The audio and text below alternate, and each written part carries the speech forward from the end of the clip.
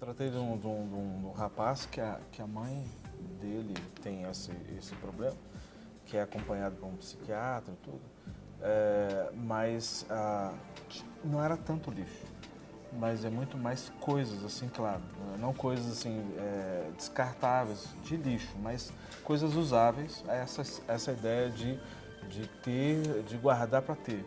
Mas a ponto, por exemplo, de entrar na cozinha, tem 3 micro-ondas, um dentro da caixa, um ligado, o outro em desuso, 2 liquidificadores, 3 liquidificadores. Aí você entra na sala, aí ele chegava às vezes em casa, chegava na sala, já tinha uma outra caixa, uma TV de 50 polegadas, mas já tem um num quarto, já tem outra encaixotada, já tem outra, sabe? Essas coisas assim, claro, pelo fato de acumular, acabam coisas se tornando em desuso e até se torna lixo, mas não de recolher o lixo e trazer para dentro de casa. Nisso, nós conseguimos perceber as causas, porque pode ser o medo de faltar. Isso. Já passou por alguma situação de carência, não teve, não tinha recursos, né? Passou por alguma deficiência de recursos, né? Alguma situação de escassez e agora quer ter.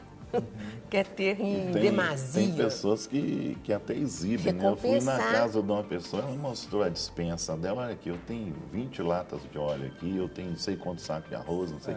Entendeu? A pessoa, além de acumular, ainda quer mostrar que ele tem aquilo, né? Sente prazer em mostrar para as pessoas que ele está acumulando aquilo.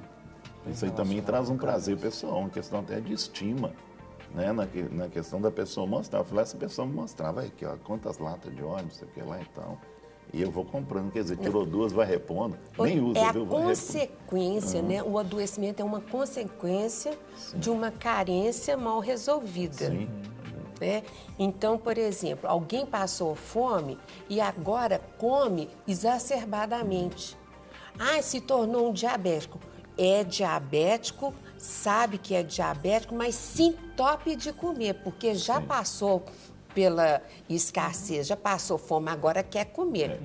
Agora quer comer, independente da consequência. Então, o acumulador, ele até vê as consequências, mas quer ter. Agora, tratar isso tem que entender, né, o que faltou, porque é medo de perder. Então, dizer, você tem que se desfazer disso. Enquanto nesse contraponto, Rogerinho, aí eu jogo essa bola para você. Estava aí caladinho, tudo, e a gente gosta tanto de te ouvir. Estou esperando a oportunidade para perguntar. Oi? Ele está orando em espírito aqui. Estou esperando a oportunidade para perguntar. Então, por favor, pode perguntar, depois eu passo a bola. Porque quando você fez a pergunta sobre acumular sentimentos, né? E aí eu gostaria de colocar algumas situações, por exemplo, quando a pessoa ela passa por um trauma ou uma situação e ela fica com aquela situação dentro dela, ela não compartilha aquilo com ninguém. Então, é como se ela estivesse acumulando aquele sentimento, acumulando aquela situação e tem dificuldades ou não entende que há uma... Mesmo que ela ache que seja necessário compartilhar, ela não consegue colocar aquilo para outra pessoa. Isso, no caso, estou dentro daquela pergunta que você fez, claro. Isso caracteriza esse comportamento acumulador? Eu vou acumular sentimentos ruins? Pode acontecer isso? Acontece, né? Então, e explica o outro comportamento. O que acontece? Esconde isso na sua interioridade, abafa e vai acumulando para continuar escondido. Isso. Vai tampando. E para aquilo não emergir, vai socando coisas cada vez até a pilha ficar muito alta e não mais poder fisgar aquilo que é tão difícil, sabe? Para não mais sair para fora, sabe? Então, quando você se propõe a organizar aquela bagunça, é terrível a bagunça física do acumulador, a lixaiada. Porque vai que descobre o que começou a bagunçar. Que é a origem dos sentimentos. Então, né, é o fio da meada. É a primeira tábua da prateleira, né? É o que começou ali, né? Aí Quais seriam, então, esses pontos, esses starts aí que podem gerar essa... Perdas. Sim, perda de um ente querido. Sim, em um geral. pai, uma mãe. Perdas mal resolvidas, transtornos pessoais, né, na sua vida. Tudo que ficou traumático, não resolvido, mal elaborado, isso que dá.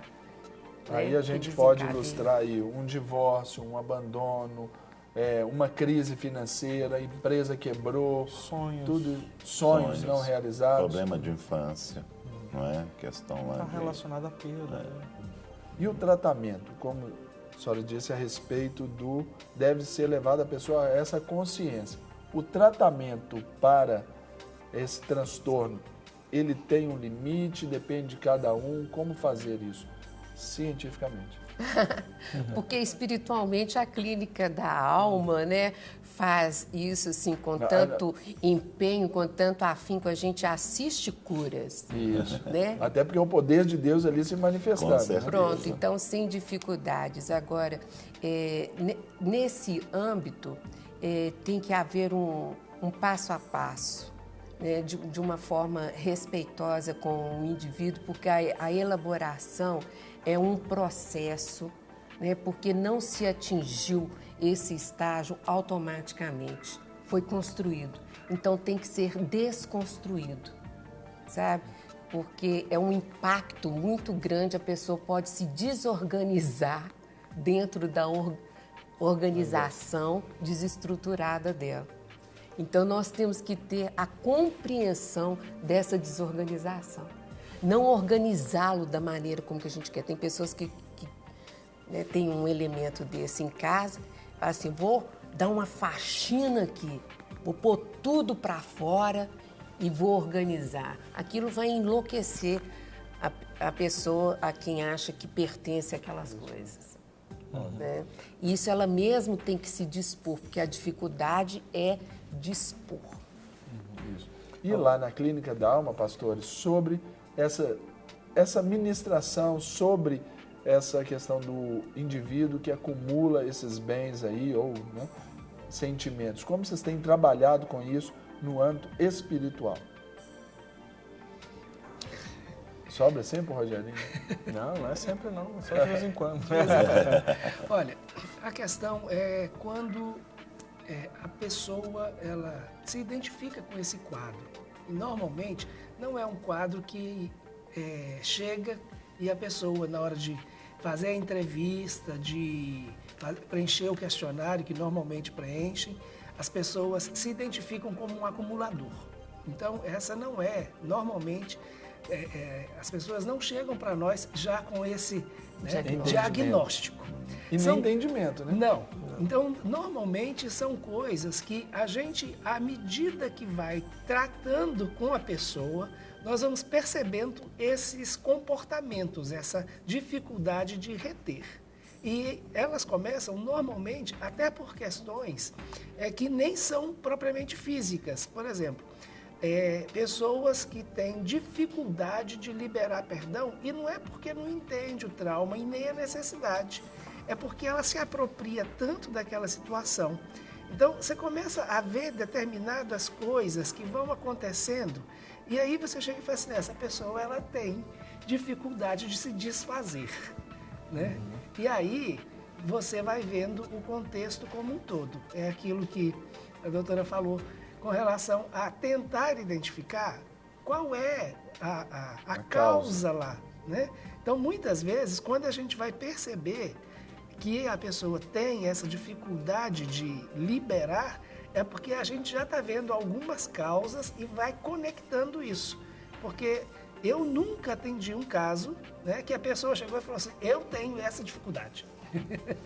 Até porque isso pode ser uma resistência emocional. Já chega, já mostra isso e para não tocar em outras áreas, né? Já chega, já fala, não é? Pode ser isso também, né? Uma resistência emocional dela. Olha, já apresento isso aqui porque agora nas outras coisas não vai mexer. Fica só por isso mesmo, né? Eu trabalhei com uma pessoa que a questão do egoísmo, né? Ela foi criada dentro de um egoísmo. Foi passando para ela. Você não pode abrir mão de nada. você não tem que dar nada a ninguém. Então isso foi colocado na mente dela, então ela começou a ter aquele egoísmo. Eu não posso dar nada para ninguém. Se eu não posso dar, eu tenho que acumular. Se eu não posso abrir mão, tem que acumular. Então foi guardando as coisas. Hein? Um comportamento aprendido. Aprendido isso. Então foi, né, ensinada isso. Mas a estrutura desse adoecimento é mais na insegurança. Sim. É um pensamento obsessivo. Se eu não guardar, como que eu vou fazer quando precisar? Sim. Eu vou precisar. E se eu não tiver, vai me faltar. Então, mais é a insegurança. Medo que Isso pode falta. estar relacionado à carência também, né? Essa pessoa tem uma carência.